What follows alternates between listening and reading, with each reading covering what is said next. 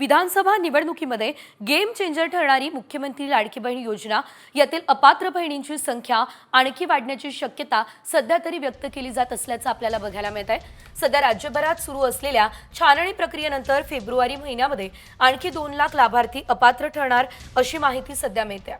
साधारणतः 2,31,08,60 महिला या योजनेसाठी पात्र ठरलेल्या आहेत आणि विधानसभा निवडणुकीच्या पार्श्वभूमीवर या महिलांना सरसकट हप्त्याचं वाटप जे आहे ते सुद्धा करण्यात आले। मात्र त्यानंतर या योजनेतील ज्या महिला अपात्र आहेत किंवा निकषात बसत नाही अशा महिला योजनेचा लाभ घेत असल्याचं समोर आलं आणि त्यामुळे सरकारने आता छाननी प्रक्रिया सुरू केली असल्याचं आपल्याला एकंदरीत पाहायला मिळत आहे। त्यात सुमारे 5 लाख महिला अपात्र ठरल्या, आता आणखी 2 लाख बहिणी अपात्र ठरणार असं कळतंय।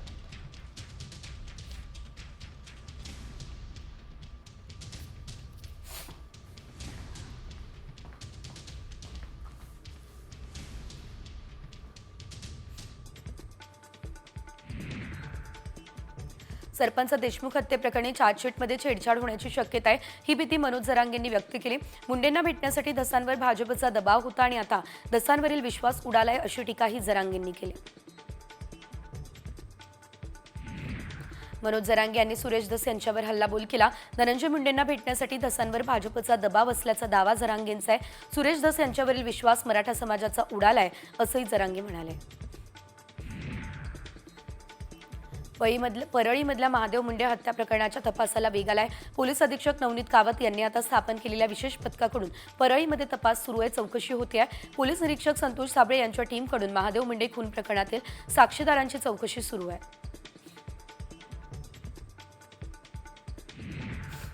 मंत्री धनंजय मुंडे यांच्या पत्नी करुणा मुंडे यांनी सुप्रिया सुळे यांची भेट घेतली आहे। धनंजय मुंडे वाल्मिक कराड प्रकरण आणि करुणा मुंडे यांच्या गाडीमध्ये रिव्हॉल्वर ठेवल्याच्या प्रकरणासंदर्भात सुप्रिया सुळेंना त्यांनी निवेदन दिलंय। या लढ्यामध्ये माझ्यासोबत राहा असं निवेदनामध्ये नमूद करण्यात आलंय।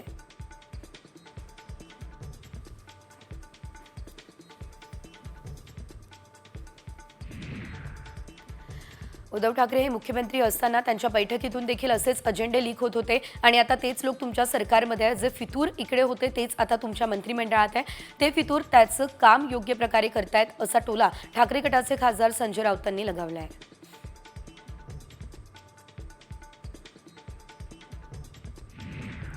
फितुरांना मुख्यमंत्र्यांनी इशारा दिला, त्यानंतर विजय वडेट्टीवारांनी प्रतिक्रिया दिली। मंत्रिमंडळातल्या फितुरांची नावं मुख्यमंत्री देवेंद्र फडणवीस देतील असं वडेट्टीवार म्हणाले।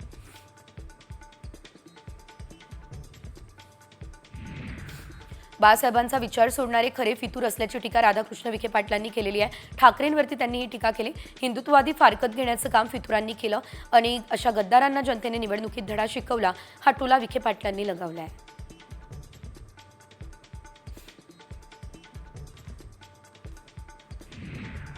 अजेंडा लीक प्रकरणावरून निलेश राणे यांनी आता संजय राऊतांवर हल्लाबोल केलाय। अजेंडा लीकबाबत तर मला माहिती नाही, मात्र उद्धव ठाकरेंचं लिखित संजय राऊत आहे, त्यांच्याकडूनच ठाकरेंच्या वार्ता लीक होणार आहे असा घणाघात निलेश राणे यांनी राऊतांवर केलाय।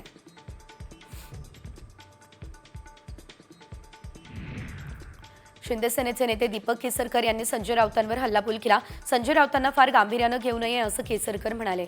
मंत्रिमंडळाचा अजेंडा लीक करणारी एखादी व्यक्ती असेल तर त्यावर कारवाई करता येते असं देखील केसरकरांनी म्हटलं।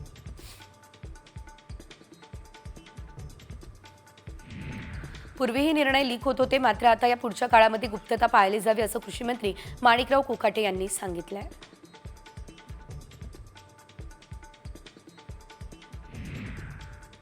कॅबिनेटचा अजेंडा लीक झाल्याप्रकरणी राज्याचे गृहराज्यमंत्री आणि वर्ध्याचे पालकमंत्री पंकज भोयर यांनी आपली प्रतिक्रिया दिली।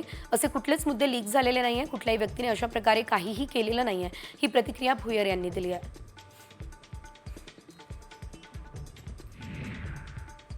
एक ब्रेकिंग न्यूज, राज ठाकरेंनी मनसे विभाग अध्यक्ष शाखाध्यक्षांची बैठक बोलावली आहे। दादरच्या सावरकर सभागृहामध्ये आज संध्याकाळी 6 वाजता ही बैठक होणार असल्याची माहिती आहे। तर 27 फेब्रुवारी रोजी मराठी भाषा गौरव दिन आहे, यानिमित्त शिवाजी पार्क मैदानात मनसेकडून विविध कार्यक्रमांचं आयोजन सुद्धा करण्यात आलं असल्याचं एकंदरीत आपल्याला पाहायला मिळत आहे। या कार्यक्रमाच्या पार्श्वभूमीवरती ही बैठक अतिशय महत्त्वाची आहे, ही माहिती सध्या तरी मिळते। मनसेची ही एकंदरीत महत्त्वाची बैठक असणार अशी माहिती सध्या प्राप्त होते आहे।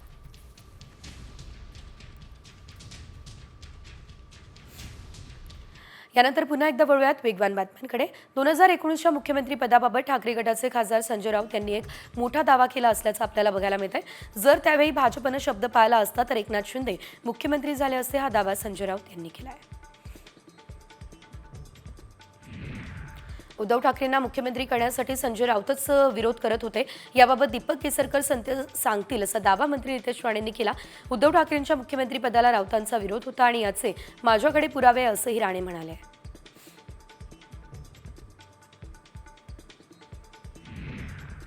डॅमेज कंट्रोलसाठी ठाकरे गटानं सावध भूमिका घेतली. महिन्याच्या दर मंगळवारी ठाकरे गटाच्या सर्व नेत्यांची शिवसेना भवनात आढावा बैठक होईल. पक्षातील महत्त्वाचे नेते राज्यभरातील संघटनेचा आढावा घेतील. यावेळेस ते पदाधिकाऱ्यांचं म्हणणं ऐकून घेणार आहेत. मराठा आरक्षण आंदोलन दडपण्यासाठी सरकारमधील 2 मंत्री प्रति आंदोलन करतील, हा गौप्यस्फोट मनोज जरांगेंनी केला. या संदर्भात मुख्यमंत्री फडणवीसांनी 2 मंत्र्यांसोबत चर्चा केली आहे असं देखील जरांगे म्हणाले.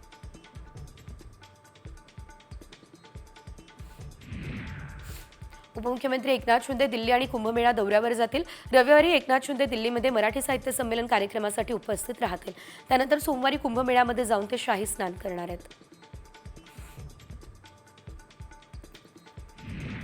शरद पवार यांच्यावर संजय राऊतांनी टीका केली होती. त्यानंतर राऊत आणि शरद पवार पहिल्यांदा एका मंचावर दिसणार आहे. दिल्लीमध्ये होणाऱ्या पुस्तक प्रकाशन सोहळ्यात दोन्ही नेते एका व्यासपीठावर दिसतील. यावेळेस दोन्ही नेते काय बोलतात याकडे सर्वांचं लक्ष आहे.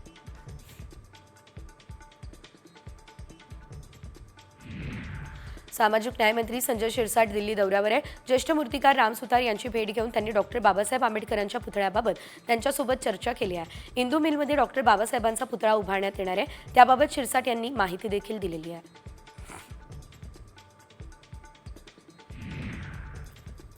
असंबद्ध बोलल्याने टीआरपी वाढतो हे आता मला पटायला लागलेलं आहे आणि त्यामुळे दररोज सकाळी मी पत्रकार परिषद घेणार, हा टोला उदय सामंतांनी संजय राऊत यांना लगावला. उदय सामंत हे 98व्या अखिल भारतीय साहित्य संमेलनासाठी पुण्याहून दिल्लीच्या दिशेने निघाले आहेत.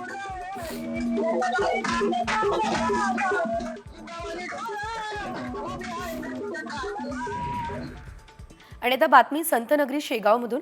गजानन महाराजांचा 147वा प्रकट दिन सोहळा आज साजरा होतोय. राज्यातून नाहीतर देशभरातून भाविक संतनगरी शेगावमध्ये पोहोचले. गणगण गणातपोतीच्या गजरात हजारो पायी दिंड्या संतनगरी शेगावमध्ये पोहोचल्या. टाळ मृदुंगाच्या गजरानं शेगाव नगरी दुमदुमली आहे. भाविकांच्या सोयीसाठी मंदिर रात्रभर दर्शनासाठी खुलं ठेवण्यात येईल. उद्या कीर्तनानं प्रकट दिन उत्सवाची सांगता सुद्धा होणार आहे.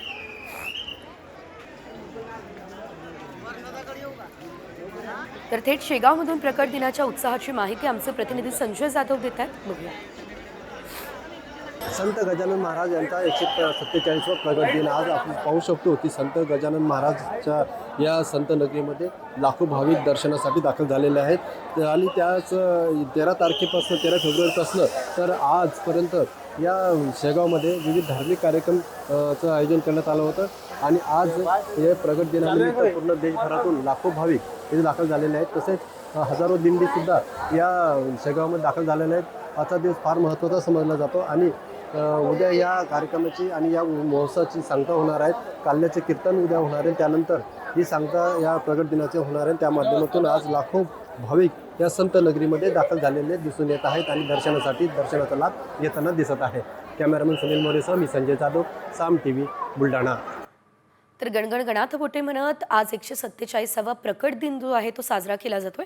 या संदर्भातला अपडेट घेणार आहोत. मात्र याशिवाय राज्यभरातल्या आणखी काही बातम्या वेगवान स्वरूपात. शंभूराजांची बदनामी केल्यावरून आता विजय वडेट्टीवार विकिपीडियावरती संतापे. विकिपीडियावरचा मजकूर डिलीट करा आणि ज्याने बदनामी केली त्याला फटके द्या, ही मागणी त्यांनी केलेली आहे. शंभूराजांवर वादग्रस्त लिखाण करणाऱ्या जेम्स लेनला माहिती देणारे संघाचे फॉलोअर्स होते, हा आरोप वडेट्टीवारांनी केला आहे. विकिपीडियावरील चुकीची माहिती आणि संभाजी महाराजांविषयी अपमानास्पद मजकूर यामुळे वादंग निर्माण झालेला आहे. कोल्हापूरचे खासदार शाहू महाराज छत्रपती यांनी या संदर्भात तीव्र संताप व्यक्त केला. विकिपीडिया म्हणजे इतिहास नाही, कुणालाही हवं तसं लिहिता येतं, त्यामुळे त्वरित योग्य ती कारवाई व्हावी अशी मागणी त्यांनी यावेळेस केलेली आहे.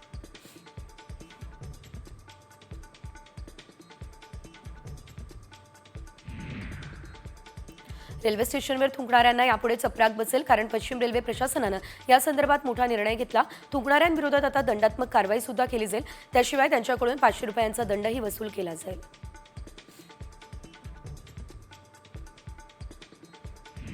मुंबईच्या वाहतूक कोंडीवर उपाय म्हणून मंत्रिमंडळानं पॉट टॅक्सी प्रस्तावाला मंजुरी दिलेली आहे. MMRDA ही प्रणाली लागू करण्याच्या व्यवहार्यतेचं मूल्यांकन करण्यासाठी आता सर्वेक्षण करेल. एकनाथ शिंदेंच्या मुख्यमंत्रीपदाच्या कार्यकाळात वांद्रे ते कुर्ला 8.8 किलोमीटरच्या पॉट टॅक्सी मार्गाच्या योजनेला मंजुरी सुद्धा देण्यात आलेली होती.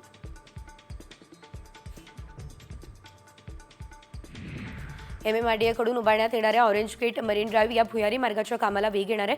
9.2 किलोमीटर लांबीच्या या मार्गामध्ये 6.52 किलोमीटर दुहेरी बोगदा असेल. या मार्गाच्या उभारणीसाठी MMRDAला 7,326 कोटींचे कर्ज सरकारी बँकेकडून मिळाले आहे. त्याबाबत करार झाला आहे आणि त्यामुळे या कामाला चालनाही मिळणार आहे. मुलांच्या आरोग्यावर शेंगदाणा चिक्कीचा विपरीत परिणाम होतोय आणि असं असल्यानं बंगळुरूमधील शिक्षण खात्यानं महत्त्वाचा निर्णय घेतला. चिक्की वाटप बंद करण्याचे आदेश दिले. चिक्कीमध्ये साखरेचं प्रमाण जास्त आहे आणि त्यामुळे त्यामध्ये चरबी असते. शिवाय कालबाह्य चिक्की वाटपाचे प्रकार समोर आले आहे. त्यामुळे बंगळुरूमध्ये हा निर्णय घेतला गेला आहे. कमाल खान यांना लायकीपेक्षा काही लोकांनी मोठं केलेलं आहे. छत्रपती शिवाजी महाराजांवरील वादग्रस्त ट्विट प्रकरणी सामंतांनी कमाल खानवर प्रतिक्रिया दिली. मराठी माणसाच्या सहनशीलतेचा अंत कोणी बघू नये, त्याचे परिणाम फार वाईट होतील असा इशारा देत त्याच्यावरती देशद्रोहाचा खटला दाखल करण्याची मागणी केली.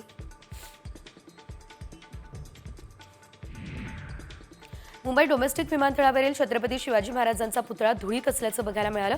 पुतळा असलेल्या ठिकाणी ठाकरे गटानं शिवजयंती साजरी केली आहे. गेल्या अनेक वर्षांपासून पुतळा व्यवस्थित बसवण्यात यावा ही मागणी वारंवार केली जाते. मात्र विमानतळ प्रशासनाकडून अजून पुतळा बसवण्यात आलेला नाही आहे. गँगस्टर अबू सालेमने सुटकेसाठी हायकोर्टात धाव घेतली आहे. माफी आणि मुदतपूर्व सुटकेची मागणी सालेमने याचिकेद्वारे केली.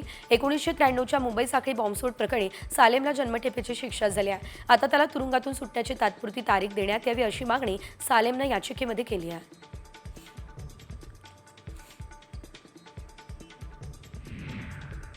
जिममध्ये व्यायाम करताना ज्युनियर राष्ट्रीय स्पर्धेतील सुवर्णपदक विजेत्या पॉवर लिफ्टर तरुणाचा जागीच मृत्यू झालेला आहे. याश्विक आचार्य असं या तरुणीचं नाव आहे. ती 17 वर्षांची होती. याश्विक 270 किलो वजन उचलताना तिला वजन पेलावलं नाही आहे आणि तिचा तोल गेलेला आहे. त्यावेळी वेट रॉडखाली तिची मान दाबली गेली आणि तिचा जागीच मृत्यू झाला आहे.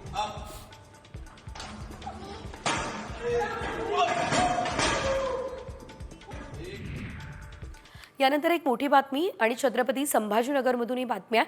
घाटीमधील परिचारिकांचे एक दिवसाचे राज्यव्यापी काम बंद आंदोलन आहे. आपल्या मागण्यांसाठी परिचारिका आक्रमक झाल्या असल्याचं बघायला मिळत आहे. विविध प्रलंबित मागण्यांसाठी घाटी रुग्णालयातील संपूर्ण परिचारिका काम बंद आंदोलनामध्ये सहभागी झाल्या असल्याचं देखील आपल्याला बघायला मिळत आहे. घाटी रुग्णालयाच्या परिसरामध्ये परिचारिकांचं काम बंद आंदोलन हे सध्या सुरू असल्याचं एकंदरीत आपल्याला बघायला मिळतं. आपण जर पाहिलं तर परिचारिका काम बंद आंदोलनावर असल्यानं रुग्णालयातील रुग्णसेवेवरती याचा मोठ्या प्रमाणात परिणाम झाला असल्याचं देखील आपल्याला पाहायला मिळत आहे. एकंदरीत आपण जर बघितलं तर काम बंद आंदोलन थेट पुकारण्यात आलेलं आहे. त्याचा परिणाम मोठ्या प्रमाणात आता रुग्णांवरती होणार हे निश्चितच बघायला मिळतं.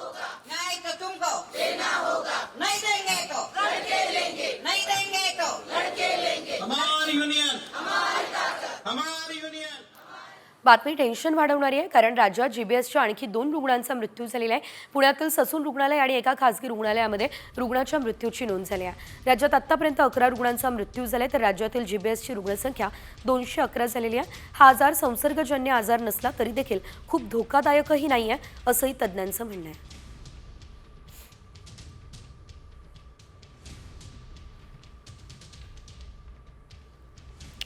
तर GBSची रुग्णसंख्या